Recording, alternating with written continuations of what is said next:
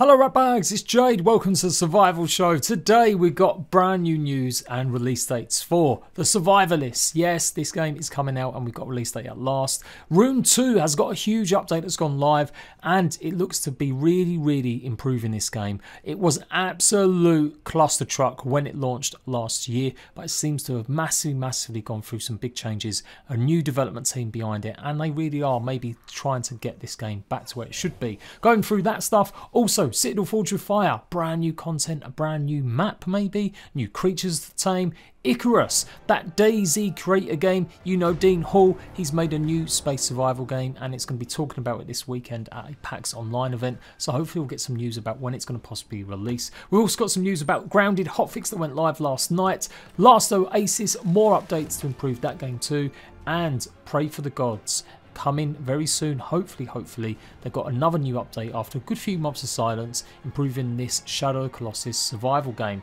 All that, and yeah, is DAYZ a S tier game right now? Apparently Summit thinks so. We're going to jump into that a little bit too and talk about the problems it's had with its 1.9 update. CONAN EXILES had its big reveal yesterday for the Isle of Sipta. It's good new DLC, but obviously there are problems. Console's not getting it to 2021. I've done a more detailed video because today they announced a bunch more plans about combat changes, PvP, progression, temperature, and a whole host more. But in this little video, little segment today, we're going over the price and just a few hiccups about what's going on with content for consoles in the next 6 months or so. And No Man's Sky, are we finally getting giant massive worms, and what are they working on next? It's all here, let's go, it's a survival show. So starting off with that No Man's Sky, kind of slightly news. Sean was teasing after seeing the trailer for Dune, which is obviously a brand new movie coming out this year, and it's also being made into a game by Funcom, the makers of CONAN EXILES. Now that'll probably be happening next year, but anyway, the big premise of Dune is there are these giant massive sandworms, and if you do remember the controversy of No Man's Sky, when it launched, it showed off trailers showing these big worms in the distance on the planets, and we've never actually seen them in game. They never actually added them. It was all something that got removed or a lie or who knows. We know the mess of it. No Man's Sky has obviously turned it around. It's one of the most popular exploration survival games going at the moment. They've got a huge better review scores from most outlets now as well. So alongside that though, they have spoken about what the next project will be. So maybe we'll start to see the worms come in the next update. They're still updating the game. They've been putting regular updates all throughout this year. But they did do an interview recently with GameSpot where he said he's working on an ambitious new big project. Now this isn't news to me. When they spoke about their plans for the rest of the year, at the start of this year they did mention they were working on another project, and it isn't The Last Campfire, their small little indie game. So they are working on something big. About half the team are currently working on No Man's Sky, and there are only about 26 people in the studio, and the other half are now working on their next project, minus 3 people that made The Last Campfire. It's fair to say he's probably learnt his lesson in overhype and maybe a bit of hyperbole, so whatever they've got next, it definitely sounds intriguing, and I'll keep you guys in the loop about what's going on in the future. The Survivalists, a game I've been sort of promoting over the last few months. I've got to showcase it when it had its demo. It's still available on Steam right now, you can give it a try. It's coming to Xbox, PS4, the Switch and Apple Arcade as well, and we've got a release date at last, October the 9th. Not long to go at all. Imagine a mix of Don't Starve, but with some simulation of the Survivalists, or I should say the Escapists, because that's where the Survivalists is set in the same universe, and you kind of get the idea. You can train your monkeys, yes, you can train your monkeys to go and get yourself resources like wood, stone. They'll do all sorts of things like craft you while you explore, take on monsters, explore dungeons, and build up your defences and your base. It's a cute little game. I had some issues with the controls, but it looks like they've added mouse support properly for it now as well. So I definitely want to give this a proper try when it's coming out on October the 9th, so expect to see some content on this. Rune 2, a survival action RPG game that kind of launched in a horrible mess when developers pretty much jumped ship, quit the game literally the day before it was meant to come out and went to work for Bethesda. The publishers were left high and dry. Eventually they managed to get the code back from developers after having to threaten a legal action, and they have now been steadily updating the game. And I have to say, hats off to the publisher and the developers that took over this project. I thought this game was going to be dead. It launched on the Epic Epic Games Store, it looked like no one give a monkeys about this game, just a horrible mess from start to finish. But the developers have kind of turned it around. They've slowly updated the game. They've improved how you get into it with the initial stages and tutorial. They've added a bunch of fixes and stuff over the last sort of 9 months. And it's culminating today in a big, huge new update. They're calling it the campaign update, and it's got a whole host of new content, new dungeons to explore, new skill trees, new visual makeover. They've pretty much added a nice veneer of polish on a whole bunch of stuff and systems. They've also got a new Bitfrost Gate attunement. I don't know what that means. It does seem like they've also got some new destructible buildings. So now you can actually feel like you're proper in an immersive Nordish, Swedish, Viking style survival game. Yeah, is that all in the Scandinavian countries? I think so. So what that actually looks like in game, well, this is the way it does. You can even rent your own server out. So it makes me think maybe they'll actually implement PvP. At the moment, it looks like it's just there so that you can clear some paths and maybe do a bit of extra damage, make it a bit more realistic. But it could be something in the future. It is a co-op game with a limit usually of around 4 players. But when you rent your own server, you can actually increase that player number. I think that was the case. So yeah, hopefully this could mean we could see proper Viking PvP encounters in the future. We've also got a ton of brand new bosses been added to the game, and it just looks like a whole heap of content has gone into it. So fair play. The update is available now. It's been in test live for a few weeks, I do believe, and so you can go and download it on the Epic Games Store right now. And I'm hoping this might end up meaning we could get this game come to console. Now, if you told me that 9 months ago, I pretty much told everyone to stay away from this game. Absolutely do not go near it, but now it's had considerable updates added to it. I definitely want to revisit it and give it another try. I have periodically played it. Kaya on Fire tried it on the channel a few months ago to check out the last update, and it was good. She enjoyed some of the aspects of it, but I think this one will really solidify it as a game going in the right direction. Let me know if you tried it, let me know if you've seen anyone else play it, and definitely keep it on your radar, as I'm sure now they may try and get this on consoles in the future. So another game I enjoyed in very much short fashion when it launched finally onto consoles last year was Citadel Forged with Fire. However, there were some issues with it, and it did seem like it lacked a lot of content it needed. Over the next 10 months they did add some more, but I still felt like some of the missions they added, it just wasn't up to scratch. But it does look like they're not stopping there. I was really worried, concerned that they weren't going to be adding any more content for the people that are really enjoying it. And it does look like they're trying to maybe entice some new players on by adding a brand new area to explore.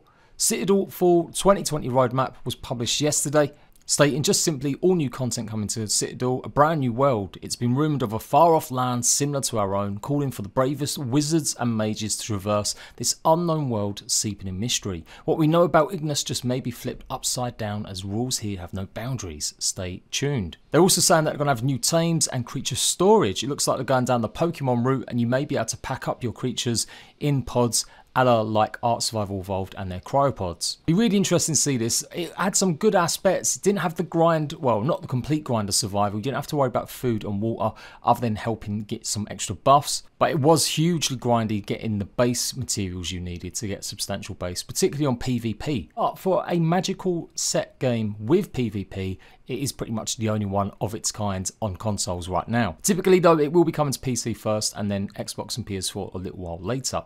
They've added some new mastery level structures. They've got some new essence. They run a competition pretty much. It's like a whole set of spells that you can use. And it looks like they've asked the community to come together and come up with some ideas for that, so someone may be putting their own essence, original idea into the game. They're also adding a bunch of new daily quests, and they're hopefully going to be launching some new extra features too. So it's good to see. I am really pleased. I did give this game a little bit of a hard time. I just felt like it was a bit rushed from early access, where it just didn't receive a lot of content in the later stages, and then it kind of just pushed out on console. But hopefully it looks like that has made them enough money to continue supporting the game. And if they can improve it and add new features, then yeah, I'd like to dive back into it. So a few months ago, as part of a PC Gamer event, Rocketworks unveiled their next big survival game, Icarus, made by the original creator of DAYZ. This survival PvE experience, very much looking a bit like a mix of Escape from Tarkov and some more traditional games, is in the works for releasing next year. I've been in their Discord a while. Dean Hall's been talking to people, and they've got a brand new expo coming up where hopefully we're going to get some more information. Apart from this trailer, we haven't heard much, other than they are trying to release it next year. It is a bit of an interesting concept. It's not a PvP based game yet anyway. They plan not to have it in early access, and it's going to be free to play. The idea being that you go to alien worlds, obviously in drop pods, and then you have to escape before your oxygen runs out, all the while trying to get resources, mine, and get out there before it becomes too dangerous. When you die, that is it. You lose all of your gear and your items, so you've got to make that extraction point, otherwise it's pretty much worthless. I like the concept. I think it's interesting. Definitely have to see how it plays out, but hopefully we'll get some more details, as they're about to do a PAX online event this weekend, so I'm sure we'll get some proper information about this game and hopefully some more details about its release. And that leads us nicely onto what's been happening this week. It's been a busy week for me, so I've not had time to cover every single update that's launched, and they kind of all launched on different days. But DAYZ update 1.09 is out. I told you guys it was coming, and as usual, the usual problems have entailed. Servers not appearing, lots of glitches, lots of bugs. Although it does look like the majority of the problems were on PC this time, with the game not even being able to launch properly. So that hotfix, like I said, should be going out later on next week. And fingers crossed the experience with the DAYZ's brand new 2 guns, the way they've added some new base options. Basically you put a flag up and it means you don't have to repair all of your base because the base will be captured in one radius. And all that other good stuff. Maybe it's a chance for me to dive back into it. I haven't played DAYZ in about a year, not properly anyway. Bitterly disappointed with the lack of updates this year. With this update, they did also go over the rest of their plans. They've got one update left, and that's going to be coming in November, and that is it. And these updates have been small. They really haven't had the content that the updates were getting last year. So it's pretty much confirming everything I've been saying in the last few months, that the development of this game has just gone massively just not on their radar. They're concentrating on something else. They've got a much smaller team working on DAYZ, and it's really showing. It's amazing how many sheep there are on social media though. Summit suggested that DAYZ was S tier recently on Twitter, and it started an avalanche of other content creators bigging up the game, even though pretty much they're always bitching about it just as much before. Absolutely, DAYZ on PC is a different beast, but on Xbox and PS4 it's still a bit of a shit show. I will fight anyone that says different. That said, there is still something very special about it. Despite its competition like Scum and Dead Matter hot on its heels, there is just something about DAYZ that no other game really captures as much. So yeah, I'm definitely going to give it a try, even if it is just so I've got some new, fresh things to bitch about. Grounded had a hotfix last week that added some actual new content to it in terms of pebble foundations and some extra stuff here and there. But it did cause significant issues with the game crashing on PC and Xbox. Lots of players were reporting it. In fact, a lot of players were having this issue. When they were logging on, they were also finding that their saves were being deleted. And it's kind of been an ongoing one. Other players have reported it all throughout its early access launch. But it looks like hopefully it's been fixed today. It's the one thing that got fixed, or I should say last night. They fixed the issue introduced in 0.21 that caused some saves to fail to load for some players. And that is it. There's nothing else on this actual update. It was purely just to help with that fix, which is important. Don't forget as well, they've got their Trello board, so if you want to see if an issue you've got going, the devs know about, absolutely check this out. I will leave this in the comment section. It's definitely worth seeing what they've fixed, what they're working on, etc. I definitely would like to see not just the hotfixes and problems on this board. It would be nice if we could see some of the stuff that's actually coming into the next update. That saves me having to make videos predicting or guessing when the content might come. We've now got, what, maybe 2 weeks before we start seeing the next big September update. Hopefully it'll have a little bit more content than the August one did. And I'm not going to say it's water, but you never know. Maybe they'll have that in time for it, but I doubt it. So after a rocky launch, although they did have quite a few players playing it, Last Oasis is now more stable and they seem to be doing content on a weekly basis. Another new walker's just been added. They're calling it the Camel Hop. The Camel Hop. And it pretty much does what you think it would do. It picks up water and lava. Now, there are some complications with this. You can't spawn on these walkers, which is a big mechanic in the game. So it is kind of like a moving mobile crafting bench. I like this though. I really like the fact the devs really are putting a lot into it. And this isn't even the main content. They've got a big update planned, I do believe, for October. So if they can keep this up with these kind of weekly smaller updates and then a big splurge in October, that'd be great. They've also announced some options for servers. At the moment, when you rent a server, you only get one tile, and it ends up being a bit rubbish because you can't experience the full game, as lots of the tiles have different presets or different biomes and different resources. So they are making it you'll be able to get multiple tiles, travel in between them, and just basically expect that same sort of experience you'd come from like Ark or Atlas. That's all part of the commerce update, and hopefully that'll be coming in the future as well. Maybe October, I'm not 100% sure on that one. But they recently just added their exo suit, which I thought was really cool, even if I did kept calling it a mech suit. So yeah, I definitely want to dive back into Last Oasis once more. I'm diving a lot lately, but you know, it's one of these things, covering all these games, you've got to go away a little bit, see how well they're doing, and then come back and see if they've improved. Pray for the Gods is a game I've been hoping to get some news about coming to console for a long time now. Originally they were going to be launching on consoles and PCs more or less the same time. They decided to last minute to go into early access on PC and add some more creatures, do some more content polishes, and it probably was for the best, as it definitely was a bit rough around the edges. This game is about pretty much Shadow of the Colossus, but with some survival extra elements in there too, and it's pretty decent. I did try it out way back when. Now it's been a while, the devs haven't been the best at communicating stuff. Today's post, or Wednesday's post I should say, has been the first one in about 4 or 5 months. But I am glad they're actually updating. It does look like they're progressing nicely, new content being added. Now this one's a bit of a visual overhaul. They're also adding a photo mode to the game.